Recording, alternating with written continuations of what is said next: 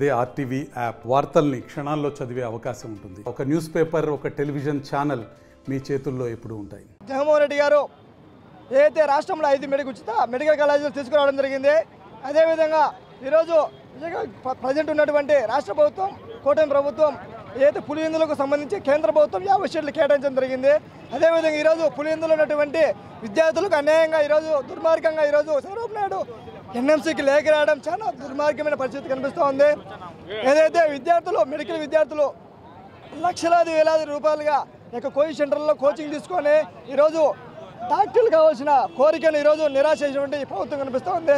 ఇలాంటి రాబో రోజుల్లో వైద్యకు సంబంధించి విద్యార్థులు ఏ విధంగా ముందుకు రావడానికి మేము ఎస్ఎఫ్ఐగా డిమాండ్ చేస్తున్నాము.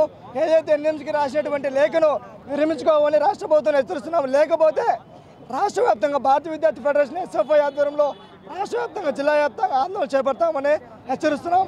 ఎస్ఎఫ్ఐ జిల్లా కార్యదర్శి వీరబాబురవి. ప్రభుత్వం జగన్మోహన్ రెడ్డి గారు ఏదైతే రాష్ట్రంలో 5 ఉచిత మెడికల్ కాలేజీలు తీసుకురావడం జరిగింది. అదేవిధంగా ఈరోజు ప్రజెంట్ ఉన్నటువంటి రాష్ట్ర ప్రభుత్వం, కూటమి ప్రభుత్వం ఏదైతే పులివెందులకు సంబంధించి కేంద్ర ప్రభుత్వం 50 సీట్లు కేటాయించడం జరిగింది.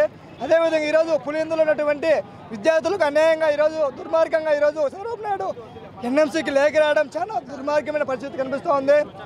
ఏదైతే విద్యార్థులు, మెడికల్ విద్యార్థులు లక్షలాది వేలాది రూపాయలుగా కోచింగ్ సెంటర్లో కోచింగ్ తీసుకొని ఈరోజు డాక్టర్లు కావాల్సిన కోరికను ఈరోజు నిరాశ చేసినటువంటి మరిన్ని వీడియోస్ కోసం ఛానల్ ని సబ్స్క్రైబ్ చేయండి. లేటెస్ట్ అప్డేట్స్ కోసం వాట్సాప్ ఛానల్ ని ఫాలో చేయండి.